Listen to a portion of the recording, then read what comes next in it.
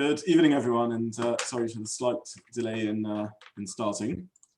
I'll post the handout in case anyone was unable to download it before the show, given the short notice for the handout. And I'll just post that in the chat feature on Zoom. I wanted to look this week at the nature of Sefer Devarim. Sefer Devarim is a most difficult book, a most difficult chumash to understand, and it's quite difficult to get one's head around what the theme of the work is and what it's really about, what the content of Sefer Devarim is about. What's the headline definition of Sefer Devarim? So in English, it's called Deuteronomy, deriving from the name that Chazal gave it of Mishneh Torah, which is translated as the repetition of the Torah, or a second Torah, understanding the etymology of the word as sheni, a second, and Mishneh Torah, a repetition of the Torah. And therefore, Mishneh Torah is a repetition of the Torah. We call our Sfarim Bereshit, Shemos, Vayikra, Bamid, Devarim, but Chazal gave them different names, names that actually, in many cases, were kept by the Christians. So, for example, Bereshit is known as Genesis or Sefer Yetzirah. Shemos is known as Sefer HaGeula or Exodus. Vayikra is Torah's Kohanim, or in Christian terminology, Leviticus, the book of the Levium, and so on. And the Gemara in Megillah names Sefer Devarim as Mishneh Torah, which is translated as Deuteronomy, a second Torah. The truth is, the source of this word, Mishneh Torah, really comes from a pasuk in Sefer Devarim itself, in the context of the obligation on a melech, a king, to write his own Sefer Torah. The pasuk says that when he sits on his royal throne, he should write for himself this Mishneh Torah upon a scroll, which possibly means this chumash, this book, as opposed to the whole Sefer Torah, therefore referring to Mishneh Torah, giving it its name, even though the simplest understanding is that actually the pasuk means he has the whole Sefer Torah written. Now, at first glance, this seems reasonable. At first glance, this seems a reasonable name for the Sefer. It's, after all, a repetition of the Torah, because let's have a look at the content. It seems to be Moshe summarizing many other things that have previously appeared in the Torah, and one can understand why one might be tempted to call it a Mishneh Torah, a repetition of the Torah. Nonetheless, when we look in more detail, we find that as repetitions go, it is a very poor repetition. Sefer Bereshis deals with the creation of the world, the Ovos, the Mabul, the descent to Egypt, Yosef. Not really a mention of any of that in Sefer Devarim. Shemos, very little mention of the Exodus of Yetzias Mitzrayim. No mention of the project of building the Mishkan. All that's spoken about really is Har Sinai and the Chet HaEgel from the whole of Sefer Shemos. Vayikra, again, very little in Sefer Devarim about Karbonos. There is some mitzvahs in Sefer Devarim about kashrus, which appears in Vayikra. Some of the halachas of Parshas Kedoshim appear in Bamidbar. Very scant repetition. Bamidbar, some of the stories in Bamidbar appear in Sefer Devarim. It tells the story of the Meraglim, it tells the story of Sichon and Og, but not really much else. And we don't find a repetition of the mitzvahs of Bamidbar either. There's many mitzvahs in Bamidbar, some of which we looked at, the Nozir, the Sotar, Mitzvahs Chala. None of that is mentioned in Sefer Devarim. More than that, a significant part of Sefer Devarim is mentioning new mitzvahs, mitzvahs which haven't appeared elsewhere in the Torah. So Mishneh Torah as a name for Sefer Devarim is a very difficult way of defining it, and we're going to try and understand what is the Mishneh Torah, the repetition of the Torah, at the heart of Sefer Devarim. Something else. What is the authority or source of Sefer Devarim? If we look at the introductory psukim of Sefer Devarim, it doesn't appear to be like the rest of the books of the Torah, dictated by HaKadosh Baruch Hu to Moshe. In fact, it begins, these are the words that Moshe spoke to the whole of Israel. So who is the source of this book? If the source of this book is Moshe speaking, which indeed the name Mishneh Torah could mean. It's Moshe's repetition of the Torah. And indeed we find in much of Sefer Devarim, Moshe is speaking in the first person. It's Moshe referring to himself as, I said this to you, then I did this, then I did this. He's speaking about himself in the first person. And Moshe is indeed the speaker in the book. Then in what way is this part of Chamisha Chumshei Torah? If, on the other hand, we try and say this is like the rest of the Torah, coming from HaKadosh Baruch Hu, then why is it styled in this manner? Why does it have this repetition? Why is it written in the first person of Moshe? If it's Moshe's innovations, how can it be Mechadesh? How can he innovate new mitzvahs, which surely must have come from HaKadosh Baruch Hu? And in a sense, this issue is already grappled with to a degree in the Gemara itself.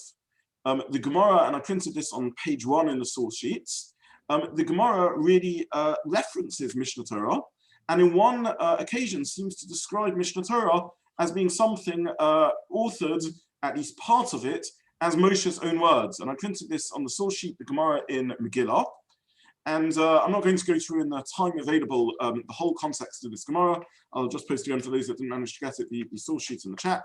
I quoted the Gemara here in Megillah in Lamed Aleph Amud Beis, and the Gemara says as follows.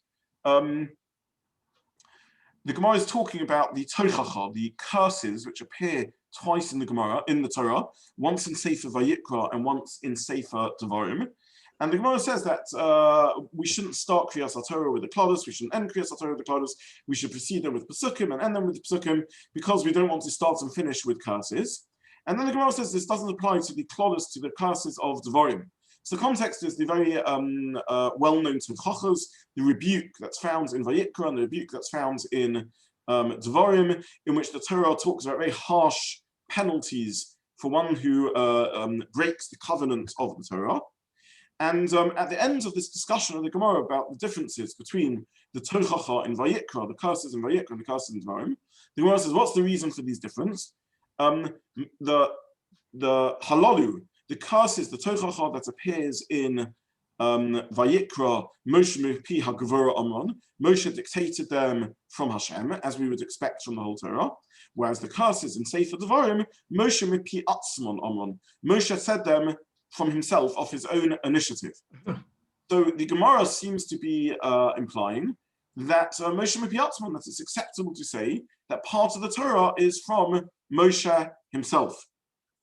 This is difficult because the Gemara in Sanhedrin, and this enters the canon in the 13 principles of faith of the Rambam, says that we have to understand that the whole Torah was dictated by Hashem to Moshe. The whole Torah is min Hashemayim.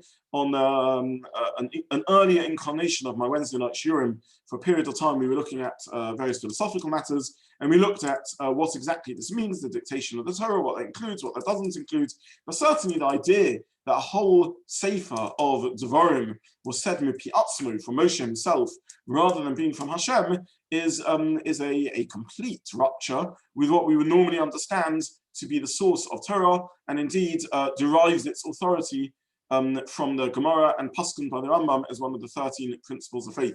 So what's going on over here when we reference Sefer Devarim as somehow being different to the other books as per the Gemara? And this is discussed by a vast array of Mefarshim. In preparing this shir, I found myself swiftly overwhelmed with too many sources who grapple with this problem about what are we meant to make of Sefer Devarim.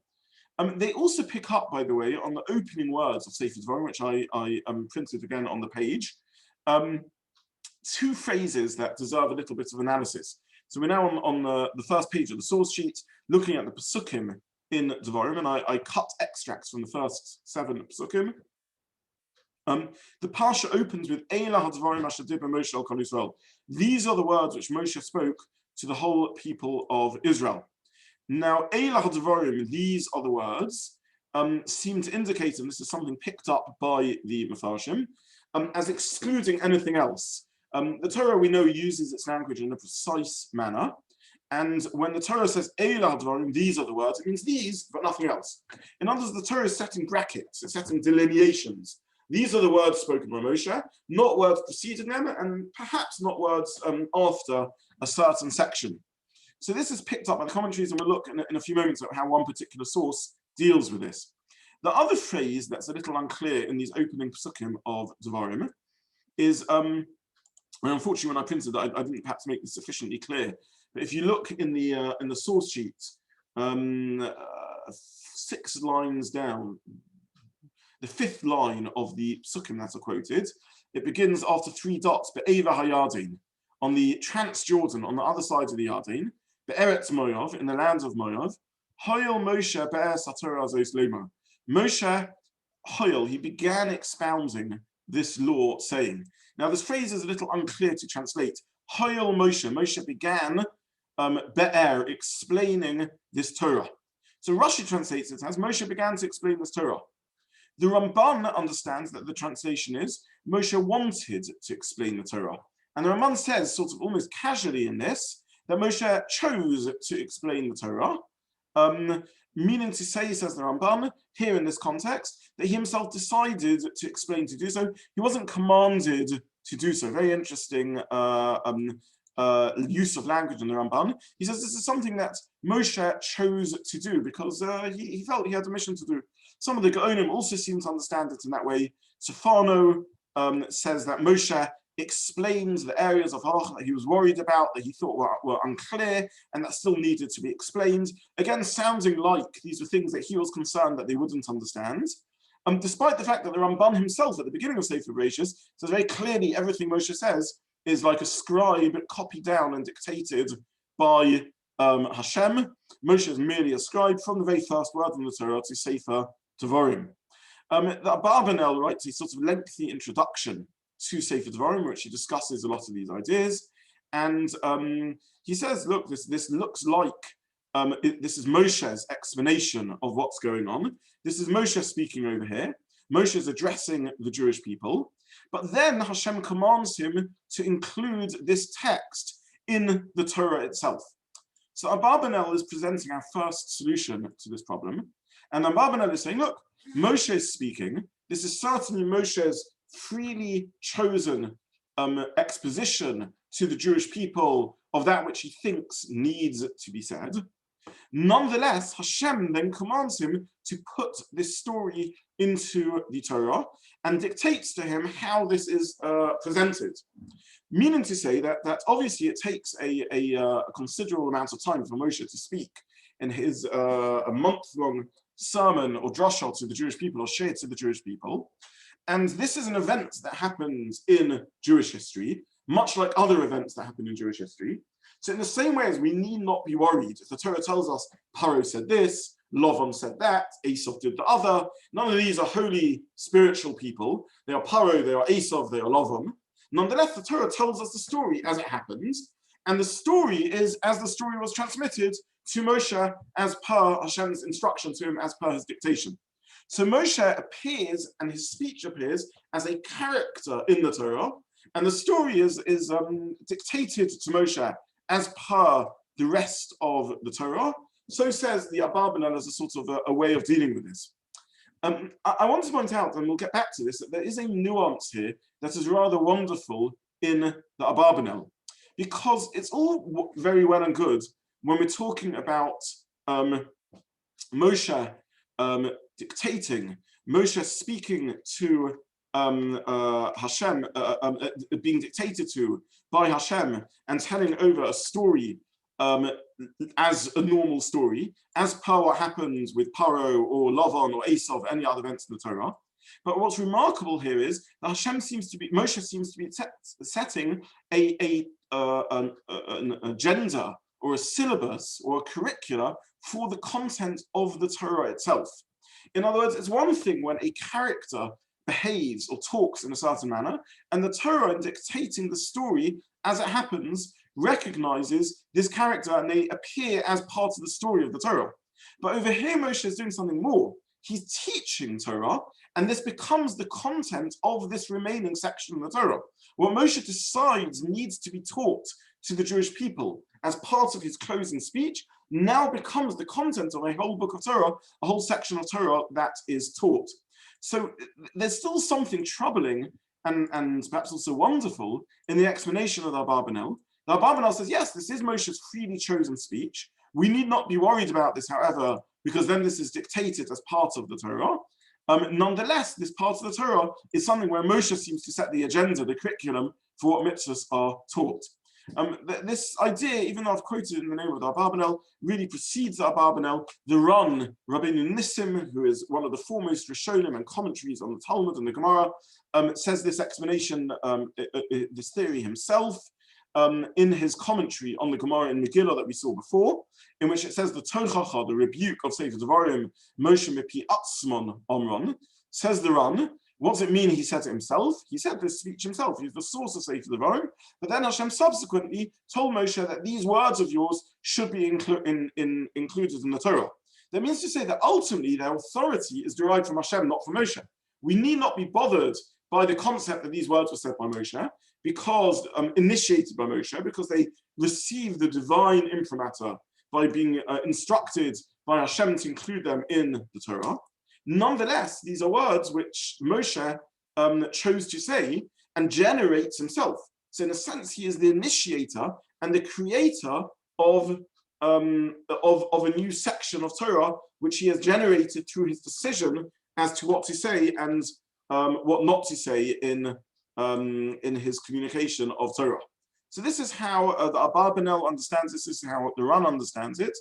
This is how the Orach Chaim also seems to understand it. And I printed inside, just as to have a look at it, the words of the Orach Chaim on this topic. The Orach Chaim is at the top of page 2. Eila hadvarim, Eila miat hakodim, says Orach Chaim. Eila excludes that which came earlier. Pirish, the explanation is, Moshe, since it says that Moshe spoke, Shem divrei atzmo, these are his own words. Shekala sefer techachos heim Musa Moshe lava piyashem. He says this whole sefer is techacha, it's Musa, it's Moshe's words himself, and therefore it needed to emphasize that this came from Eila Devarim. These words come from Moshe and nothing else. And then he quotes the Gemara Megillah that we looked at. The Omru Zal, the sages said, Klolish of Mishneh Torah, Moshe Mipiatzman Omru, they come from Moshe himself.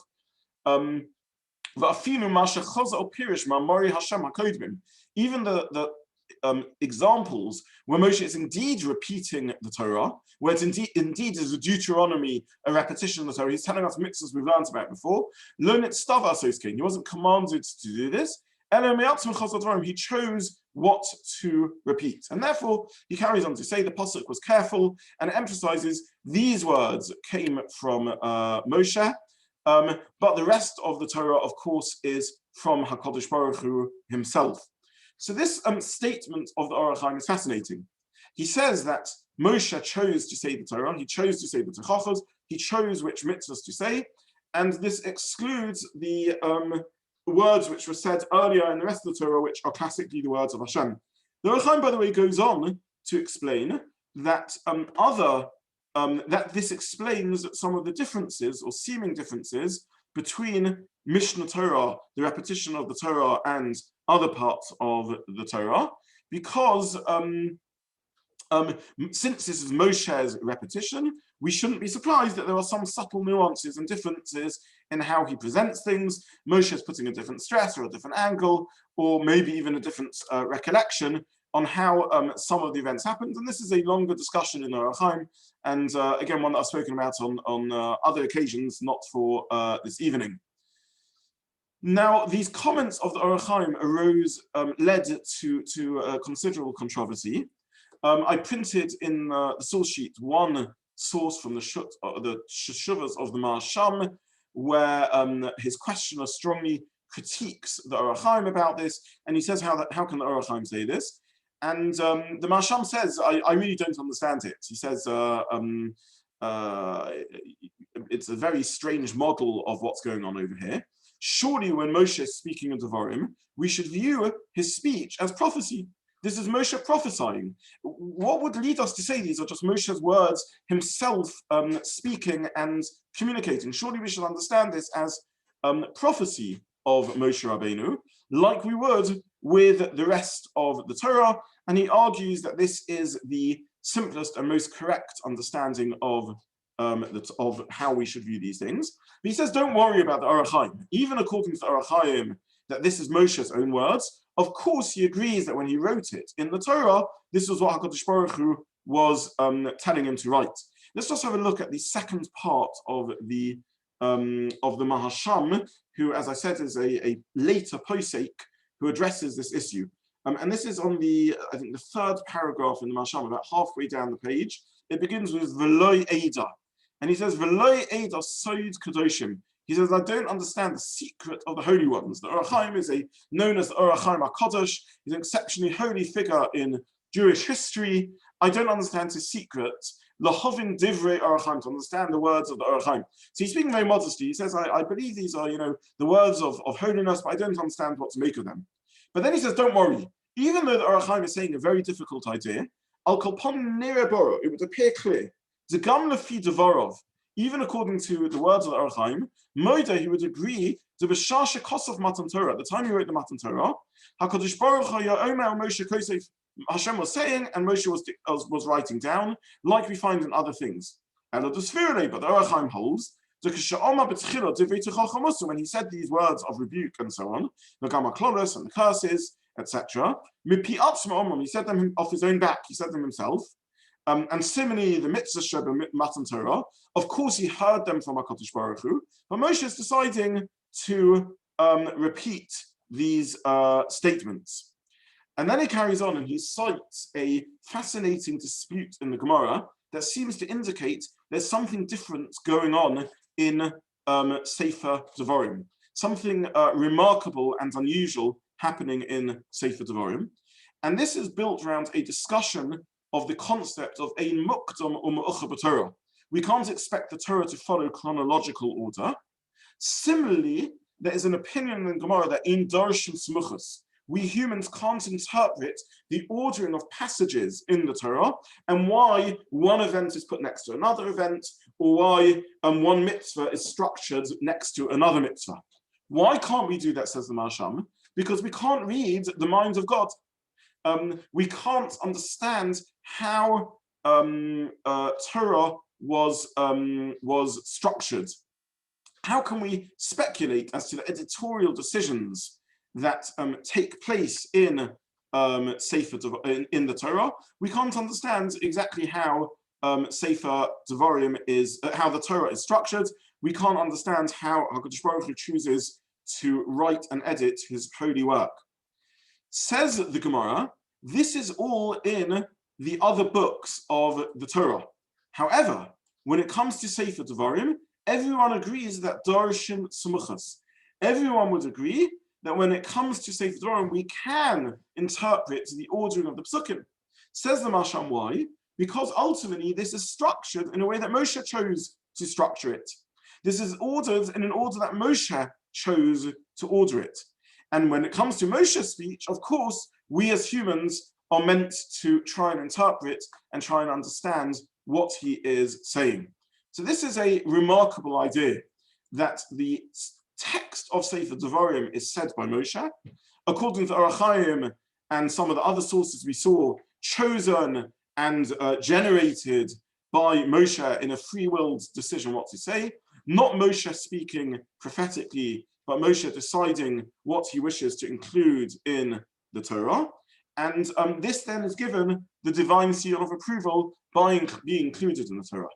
Rav Soloveitchik speaks about this and in a very important essay. And he says, therefore, what we have here is an intersection really between Torah Shebal Peh, the oral Torah, and Torah Shebichsav. Because it's oral Torah which became written Torah. In other words, there's a dual nature to Mishneh Torah. On the one hand, it's that which is said by Moshe. It's Moshe as a human being, a novi, a one-off individual, but nonetheless, not perhaps here operating in his role as prophet. He isn't saying words of nevuah, but operating in his role of teacher, saying his own understanding. And Moshe is teaching, Moshe Rabbeinu, Moshe the teacher, not Moshe in his role as novi, is imparting bi'as HaTorah. He's explaining the Torah. We saw that phrase, Hayol Moshe be'as HaTorah zos. Moshe begins explaining the Torah. And his explanation, his self-human generated teaching of Torah merges with the divine. It's given the seal of approval by HaKadosh Baruch Hu, who says this Torah Sheba'al Peh, this oral Torah, is deserving of becoming Torah Sheb'Chsav, written Torah, canonized within the section of the Torah. So here we see Moshe not as the greatest prophet in history, but as the greatest teacher and the greatest Talmud Chacham in history, the unique Talmud Chacham who has the dual title of not just being the great prophet who can teach us Torah, but being the great teacher of Torah, whose teachings become words of Torah themselves. So this is how Rav Soloveitchik understands this concept. And perhaps in this understanding, the translation of Mishneh Torah shouldn't be repetition of the Torah, but should be explanation of the Torah. We know the Mishneh itself is the Mishnayos. Mishnah is referred to as teachings. In Kriya Shema, we say v'shinantam levanecha, one should teach one's children. Shinun, one should teach one's children. Perhaps because teaching is through repetition, and maybe that's the etymology of the word, perhaps linked to shinun, which means sharpness and a clarity, and perhaps linked to shein, a tooth, which is the sort of crunching and cutting up in order to engage in an analysis, which is part of what's engaged in good teaching. But whatever the exact etymology of the word, a plausible meaning of Mishneh Torah in this understanding is not Deuteronomy, a repetition of the Torah, because as we saw at the beginning, it is actually a very poor repetition of the Torah, but rather perhaps Mishneh Torah, an explanation of the Torah, because what we're learning is the first commentary written on the Torah. Who is the author of the first commentary on the Torah? Not Rashi, but Moshe himself in Mishneh Torah, who is explicating and teaching the Torah, and his explanation enters into the body of Torah itself. So it's a plausible explanation of this remarkable idea of the Ran and of the Abarbanel and of the Orach Chaim and of various others who interpret this concept in this way. We're short of time, but I want to just mention very briefly a number of other explanations that have found their way into classic sources around this topic and really deserve speaking about on more elaboration. But for now, I'll just mention them briefly. One explanation is brought in the name of the Vilna Gaon by a very interesting source, by the famed Dubna Maggid. And I printed this in the bottom of page 2, entitled Sefer Ohel Yaakov LaHaMaggid Medubna. The Maggid of Dubna was Rabbi Yaakov of Dubna, and he wrote a sefer called Ohel Yaakov. He's entered into fame because of his mashalim, his parables. He was a remarkable storyteller who used the art of storytelling to inspire people, and very often children will come home from school with divrei Torah, in which they'll tell a story of the Maggid, of the Dubna Maggid, and give a parable. He almost created a whole genre of literature by himself. And also the famous stories we tell of, a king and a queen and a prince and a moshel to Hashem and to the people of Israel and so on. A lot of that style were created by the Dubna Maggid. But what's less well known is he wrote a very important and interesting commentary on the Torah, which includes some of his Mashalim and many other ideas, called Ohel Yaakov. And the Maggid of Dubna was a close associate of the famed Vilna Gaon, the Gaon of Vilna, and cites him sometimes things that he heard from him. And he says he heard from the Vilna Gaon a different explanation of the difference between the Torah and the rest of the Torah and Mishneh Torah. And he says the rest of the Torah, the people heard as Moshe was prophesying. So Moshe experienced prophecy and spoke from within the prophetic state, from within the prophetic trance. In the language of Chazal, it was as if Hashem was speaking from the voice box of Moshe himself. Meaning to say, Moshe was a completely transparent communicator of Torah, simply delivering the words of Hashem, and in a sense, he's merely a pipeline for these words. In contrast, in Devarim, Moshe received the prophecy, and then he communicated it to the Jewish people, and this is why we find the phenomena of Moshe speaking as if he is the author of Devarim, Eilah Devarim Asher Divrei Moshe, as if this is what Moshe said. So the Vilna Gaon is attempting in this explanation to find another resolution to the paradox, the problem that we've been grappling with over here, which is that the book, the Sefer, looks like this is Moshe's words, and yet on the other hand is somehow being taught by, it somehow has the authority of Torah. He says, of course Hashem told him what to say, but then Moshe is choosing, Moshe is expressing it himself at a later moment. This is one version of answer to this question. The Nefesh HaChaim, Reb Chaim Volozhiner, who was another student of the Vilna Gaon, he takes an exactly contrary stance. And he says this Nevuah of Moshe, Sefer Devarim, is the highest prophetic state of Moshe. It's when Moshe has sublimated himself, elevated himself to such a degree that he has become immersed in the divine. He's become so associated with the divine and lost so much of his own self-identity by this point that he's able to speak about himself in the first person, me, acting as the messenger and agent of Hashem. So no longer does Moshe say, Hashem will do this or do that. He speaks in the first person, as for example, we know from the language of V'hoya and Shemaya, which is part of Moshe's speech, and he says, V'nosati matar artzachem, I will give the rain of the land. So Moshe is speaking here as the prophetic voice, as a completely transparent vehicle of Hashem. So in a sense, he takes the opposite stance. And in this context, he says, the reason Moshe is speaking as the first person is because he is so much transmitting the Torah of HaKadosh Baruch Hu. In other words, in the first 4 books of the Torah, Moshe is an agent giving over the words of Hashem, as famously as is the case. Whereas in Mishneh Torah, the words of Hashem have so settled into Moshe, into his being, into his fiber, into his intellect, that as he gives it over to the Jewish people, there's no contradiction between Mipi Atzmai and the words of Hashem. Mipi Atzmai, as the Gemara tells us, are Moshe's own words, but these are the words of Hashem. Torah and Moshe have become synonymous almost in a sense. This is the Nefesh HaChaim's reading of these psukim. Now, what we've mentioned is a range of approaches, and at this point one can sort of feel a little overwhelmed and think, well, this whole matter is surely one of such confusion. What are we meant to draw out of Sefer Devarim? What is the answer to the original question we asked? What is Sefer Devarim? What's interesting is that there's a commonality between all the explanations, because no matter how one cuts it, no matter how one analyzes it, what we have in Sefer Devarim is a unique and unusual merging of the human and the divine. We have the figure of Moshe now being someone who is able to generate Torah himself. The mechanism, the nature of that generation of Torah is a subject of debate. We have the Orach Chaim, we have the Ran, we have the Abarbanel, who says Moshe's teaching and making his own decisions, and then Hashem is later coming on and authenticating it. We have the Dud Magid quoting the Vilna Gaon, who says Hashem has taught him, and then Moshe repeats it and reteaches it in his own words. We have the Nefesh HaChaim, who gives this mystical idea that somehow Moshe himself has become a generator of Torah, has become an embodiment almost of Torah itself, and the words of Torah emerge from him in a manner in which there's no contradiction between the words of Torah and Moshe and the words of Hashem. But in all these models, we're looking at the bridge between the material and the physical, the bridge between the human and the divine. It's the part of Torah which immerses itself and embeds itself within ourselves. And this is why Sefer Devarim is not just the first commentary on the Torah, but is also the first Mussar book written in the Torah.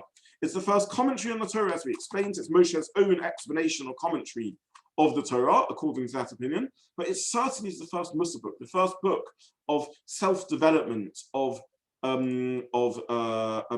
rebuke, of interpersonal work. We think of Rabbi Yisrael Salanter, the founder of the Muslim movement, of the ethics movement, who said we humans need to work out what we can draw out of Torah, how we can develop ourselves and change ourselves and become different sorts of people. What the Sefer Devarim is telling us is that this is the work where the Torah itself speaks to us as the human and gives us the opportunity of elevation. This year we haven't had a chance to look at how this explains the content of Sefer Devarim, but the theme of Sefer Devarim in this understanding is it's the work of the bridge between the human and the divine, even though there's much discussion and debate about the nature and shape and form that this bridge takes. So we'll stop here for today on the Parsha and conclude the sort of range of perspectives of Devarim with that. And I would like to use this as the concluding shiur for discussing some of the aspects of Bishul, of cooking on Shabbos, which is an important topic. But this will be my last shiur before the summer break, and therefore I want to use it very briefly to talk about, to try and finish off some matters of cooking that we had left over. I was asked to comment on soup cubes and pot noodles on Shabbos and what Bishul aspects might be relevant to that.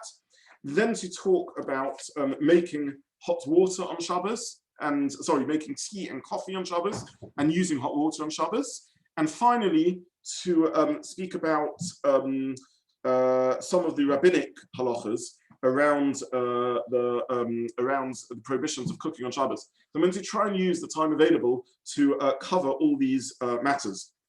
So the first thing we need to address is hot tea, coffee, hot noodles, soup cubes and the like. How can one make them on Shabbos, and what are the concerns that we should be thinking about? So if the ingredients are all cooked, these are solid foods. Pot noodles are solid, soup cubes are solid, coffee and tea are solid. If they have already been cooked, as is the case, for example, with instant coffee and with some very strongly roasted coffees, then we don't have to have concerns. These are already cooked. Ein bishul acha bishul. There shouldn't be anything to worry about. What happens if these aren't already cooked? So these are cubes or noodles which are raw, or raw dehydrated vegetables, or tea leaves which have never been cooked, or brands of coffee which have only been lightly roasted and perhaps never fully cooked. How can I make these on Shabbos? So one solution is effectively don't avoid making these on Shabbos, which is the concept of tea essence and coffee essence. So people make their coffee or tea in advance. They make a very strong essence of coffee or essence of tea. They have that liquid heated up before Shabbos, prepared, sitting in a container, a cup, with very strong tea or very strong coffee made before Shabbos, and then they just add on Shabbos hot water and serve it like that. So this avoids the halachic problems of making the tea or coffee. But are there any other solutions out there? Well, let's try and analyze what's going on over here. We discussed in our very earliest sessions the concept of kli rishon, kli sheni, kli shlishi. Kli rishon is al ha'esh, the pot with the hot water on the fire itself. Even if I take the water off the fire, nonetheless, it's still sitting in a kli rishon. And we assume kli rishon can cook raw things because it carries the heat within it of the fire. And we discussed in the very first weeks conceptually what this means, why it isn't the same as temperature. You can have a kli rishon which is 85 degrees and a kli sheni which is 90 degrees. Nonetheless, the first utensil sitting on the fire is cooked. The second utensil, the kli sheni, also has the potential to cook certain food items like kalei habishul, easily cooked food items, which it's not entirely clear what are easily cooked food items, but could include things like tea leaves and coffee beans, which are cooked easily, even without boiling them up fully. However, when we get to iroi kli sheni, that which is poured out of a kli sheni, or a kli shlishi, a third utensil, most poskim are of the view that even kalei habishul, things which are easily cooked, cannot be cooked. So when we come to making rehydrating vegetables, heating up tea leaves or coffee beans which haven't previously been cooked, we have a double question over here. Firstly, it is not clear that these are kalei habishul at all, that these are easily cooked products. It's not at all simple or obvious that these fall within that category. Secondly, even things which are easily cooked, it is not obvious that we need to be concerned beyond pouring out of a second utensil, or beyond a second utensil more accurately. And therefore, the core halachic pasuk is that as long as one pours the hot water out of a second utensil, one does not have to be concerned with cooking these items on Shabbos, and this is a perfectly reasonable way to make a cup of tea, coffee, or hydrate a soup. What does that mean? It means if you have your urn on the fire, you take the hot water out of the urn into your cup, and then you can pour from that cup directly onto your coffee or your tea. So it's a very simple, hassle-free process. You collect the water straight out of the urn, and then you can pour using that water onto your tea or coffee, and that will be iroi kli sheni. And halachically, this is a perfectly reasonable solution. and a good pasak. If you are concerned that you are the sort of person who will become confused between klish and klisheni, that's the logic of tea essence and coffee essence, and that's indeed why many people make these essences in advance. If you use instant coffee, by the way, it's been cooked already, generally speaking, and therefore you don't have to be concerned. But if you're using a coffee bean or you're using tea bags, then either use iroi klisheni, the pouring from the second utensil, or make coffee or tea essence in advance. So this is tea making and soup cube and pots and noodles and the like. Now there is a minority opinion that raises another concern. This is a very, very interesting concern. In a previous series, we looked at the malacha of makeh b'patish, of finishing off a utensil, making it complete and usable. In other words, even when something is no other malacha, other than just completing it, that itself determines this as one of the 39 malachas. Let me give you an example. If you take a block of wood and you carve it into a ball, to make a ball to play with, one has done possibly, or you piece pieces together to make it into a ball, you've done various malachas on Shabbos. However, if you get a flat pack football, leather football, and you pump it up on Shabbos, which malacha is pumping up a football? Doesn't seem to be any malacha at all. Nonetheless, this would be forbidden as makeh b'patish, because I'm taking an unusable, incomplete flat pack football and I'm pumping it up to make it into, inflating it to make it into a football. If it's something which is always inflated and deflated in its normal use, then I'm not completing anything, I'm simply using it in a normal manner. And therefore a beach ball, for example, could be blown up on Shabbos, could be inflated on Shabbos, but a football which is only inflated once and then it's just topped up would be makeh b'patish to inflate it on Shabbos. There are poskim who consider the possibility of makeh b'patish with food items. And therefore they say that when I reconstitute my pot noodle, I am completing it, I'm making it edible in so doing, and therefore there's a concern of makeh b'patish, even though this is a food item. This is based on a possible reading of Ramah and a possible reading of Yerushalmi. I'm not going to go into the halachic sources for now. All I will say is that mainstream opinion is that this doesn't make sense. Utensils, items, objects which are completed, the concept of makeh b'patish applies to, but food items, makeh b'patish does not apply to. If you want to know what malacha is relevant with the preparation of food item, the answer is cooking, or sieving, or grinding, and all the various other malachas. But makeh b'patish isn't a food type malacha, and therefore we're not concerned with reconstituting the noodles. More than that, in general, the noodles are edible anyway, even pre reconstituting them or heating them, and therefore again it's difficult to conceive of makeh b'patish as being relevant over here. So in terms of bottom line pasak, from my point of view, certainly kli shlishi and even iroi klisheni, pouring out of a second utensil, is a legitimate way to make coffee, tea, or soup cubes, or reconstitute pot noodles on Shabbos. So that's the first issue I wanted to cover today, as per the request to have a look at it, at this topic. The second issue I wanted to look at is using hot water from the boiler on Shabbos.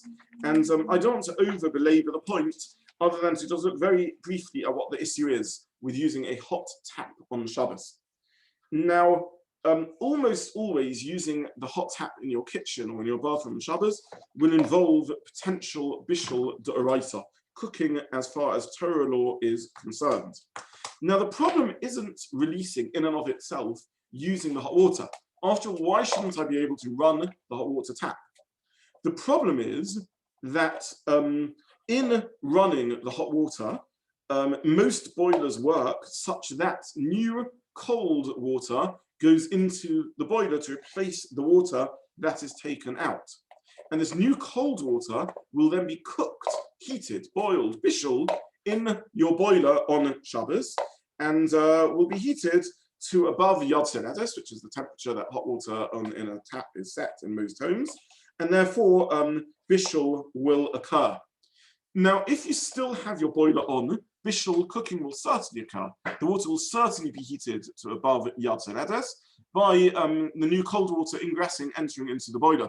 In fact, your boiler has a setting to stop you turning off the ingress of cold water, because if you do turn off the ingress and you empty the tank of hot water by running hot water out, you will then explode your boiler. It would be exceptionally dangerous. The element would carry on heating, and this would be unsafe. So your boiler has water coming in, unless you've fixed up an override with your plumber for whatever reason.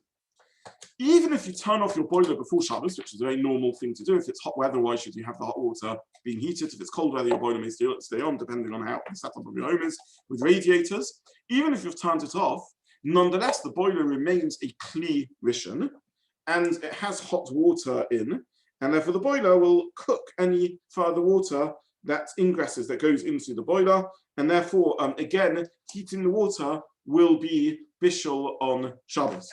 So the issue over here is allowing water to go in. If your boiler has cooled down, so the water is below Yad Seledes, and or you have stopped cold water going in, then it may be that you are allowed to run your hot water because the boiler is off, you've stopped cold water going in, or the water will never get heated to above Yad Seledes. In a normal home, this isn't the case. And even switching off the hot water won't help because it is still a kli rishon. The boiler is still perfectly capable of heating the hot water. If you live in a large block of flats, the technology may be different as to how hot water is heated, and it may be possible that you can use hot water on Shabbos. You should speak to myself or to another Rav about that and discuss it. Depending on the setup in a large block of flat, it's possible that this concern doesn't apply. If you leave hot water running before Shabbos, then there'll be no problem. The water's running before Shabbos. I did something before Shabbos. Any cold water coming in is set from the pre-Shabbos setting, and then this wouldn't be a problem in and of in itself. Nonetheless, I still have to be careful with various matters.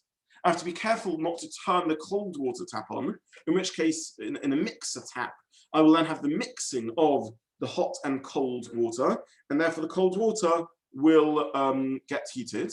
And in addition, I have to be careful what I'm pouring the hot water on. I can, wash my hands in the hot water, but I wouldn't necessarily be able to put the hot water into a plate or onto food, because again, that may cause a bishul to occur, and we'll get back to that in a few moments. Finally, if I've left the hot water running for a long time, so I accidentally switch on the hot water tap, and it's been running for a long time, I may have a problem turning off the hot water tap. If I accidentally turn the hot water tap on for a moment on Shabbos, or 5 minutes even, I can turn it off. I shouldn't have turned the hot water on, or I left on the hot water tap by mistake before Shabbos. Why on earth should I not be able to turn it off? However, if water has run for a lengthy amount of time, then probably the water in the boiler has by now run through and flushed through, and there's cold water or lukewarm water sitting in the boiler, perhaps below Yad Seledes. If I now turn the hot water tap off, I'm stopping the water flow. Remaining water will now sit in the boiler, and if the element of the boiler is left on, then I will reheat that water. I will heat that water to having shut the tap off. So again, the tap is flowing, the hot water is flowing through the tank. If I've left it on for a long time, the water in the tank is now cold water. If I now turn the tap off to stop further water flowing, I will ensure that the remaining water sits in the boiler tank and heats up, and therefore I will cause it to cook. So if my boiler is left on over Shabbos, and I've left the hot water tap on long enough that the water has gone down to lukewarm water, I've touched the hot water, and I see it's become lukewarm water, and that means the tank is no longer full of hot water. At that point, I can't even turn the hot water off, because by so doing, I will cause the remaining water in the tank to heat up and become nispashal, to be cooked, and therefore it would be bishul and problematic on Shabbos. So this is the use of hot water on Shabbos. Just to summarize, I can leave my hot water tap going, no problem at all, but then I can't use the mixer tap to mix cold water into it, or I'll be cooking it. I can't turn the hot water tap on generally, because I will then bring new cold water in, which will be heated by the element if the boiler is still on, or at least heated by the hot boiler and the hot water inside it if the element is off. And therefore I can only run hot water on Shabbos if the water in the boiler has cooled down sufficiently, that is below Yad Seledes, it is now lukewarm. Finally, I can turn the hot water off, because that's not a problem, unless the water has emptied out the tank such that it is now lukewarm, and by turning it off, I will engender the cooking of the water, which is no longer flowing in the tank, but is now stopped in the tank. So this is the second thing I wanted to cover. The third point I wanted to cover, I was also asked about, which is washing up on Shabbos. By now, it should be clear that one can't generally wash up with the hot water tap on Shabbos. However, you can wash up with your urn water on Shabbos. Nonetheless, according to some poskim, one should preferably not use hot water directly from the urn, but again, go via another cup before you pour it into the sink. So you take hot water from the urn, pour that into the sink, and that's what the water you use for your washing up. In other words, iroi kli sheni.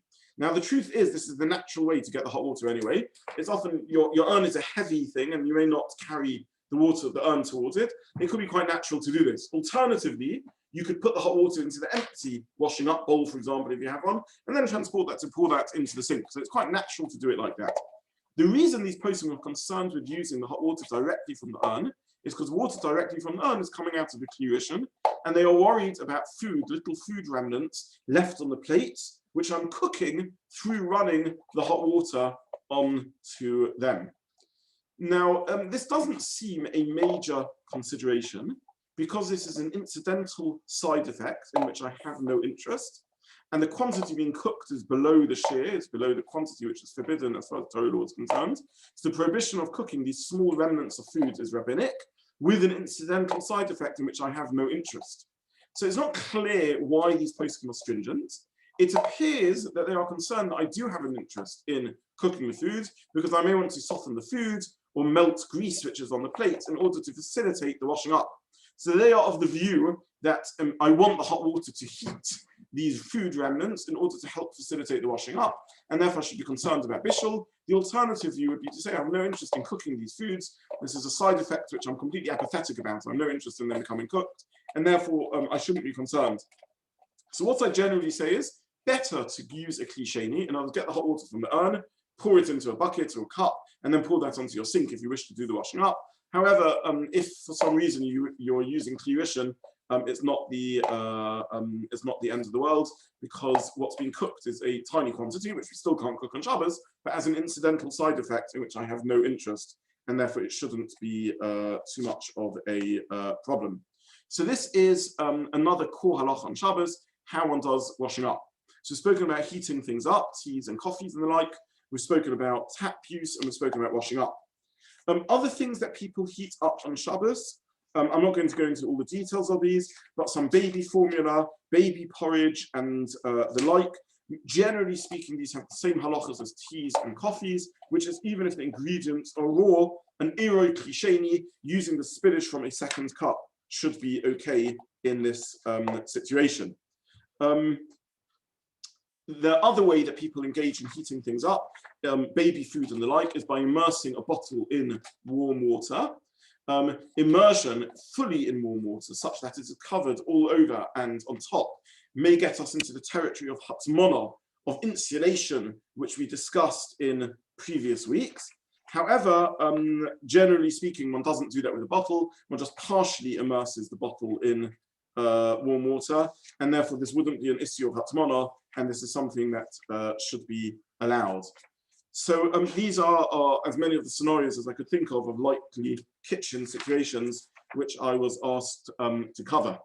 I want to finish off by speaking about one final drabanon, which is a difficult drabanon, and one that certainly people sometimes struggle with, and actually has a little bit of a resonance with the 9 days within which we are currently traveling, through which we're currently traveling. There is a drabanon associated with Bishul, not to immerse oneself in hot water, not to wash oneself completely, to wash one's whole body in hot water on Shabbos. And the reason is because they were concerned about, a rabbinic concern, about hot water being heated by the bathhouse keepers on Shabbos in order to please the clientele. Now, as far as Torah law is concerned, one should have been able to heat the hot water before Shabbos and then use it on Shabbos. However, they were worried about either deliberate or inadvertent mistakes being made, in which hot water heated before Shabbos is fine, but maybe hot water will come to be heated on Shabbos, and therefore it's problematic to bathe in hot water on Shabbos, and therefore they created rabbinic legislation, a drabanon, not to bathe or immerse oneself in hot water, heated water on Shabbos.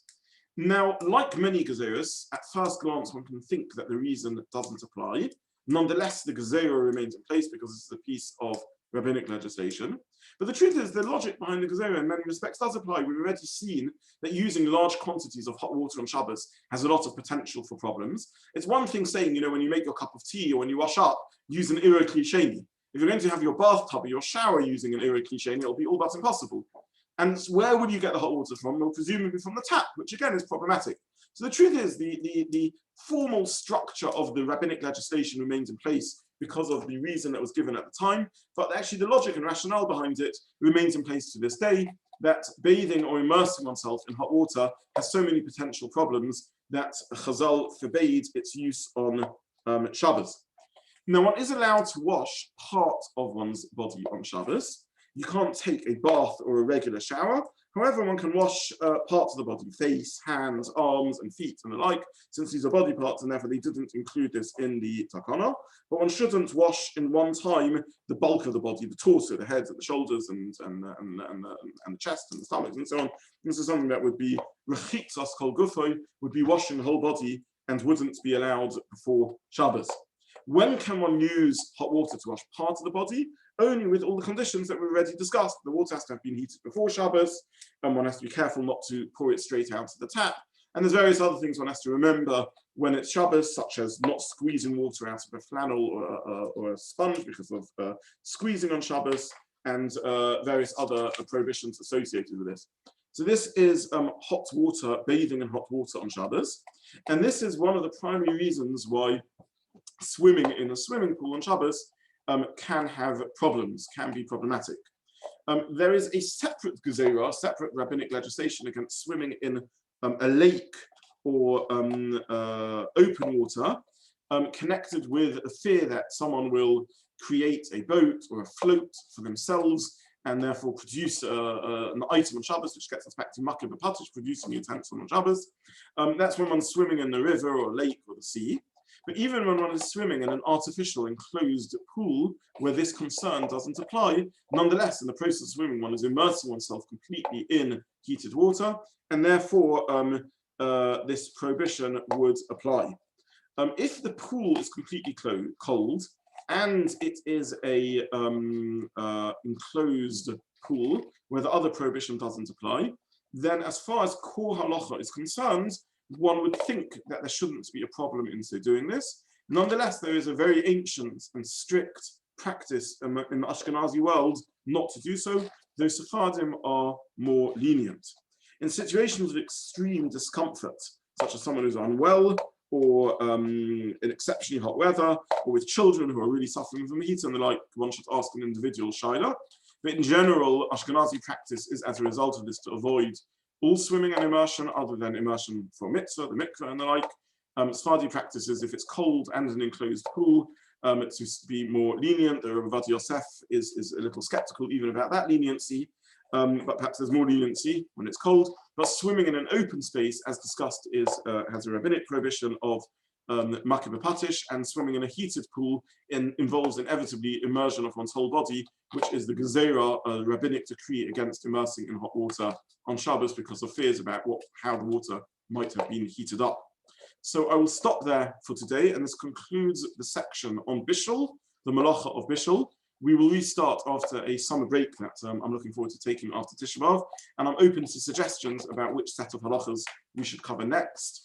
I'm happy to continue on Hilchos Shabbos, or for us to take a breather from Hilchos Shabbos and look at something else. But this concludes the things that I think are important to cover on Hilchos Shabbos for this series. So I'll stop here, and I'm happy to take questions. But otherwise, I wish you all a good day, a meaningful continuation of the 9 days and of Tisha B'Av. And after Tisha B'Av, as I said, I look forward to going away.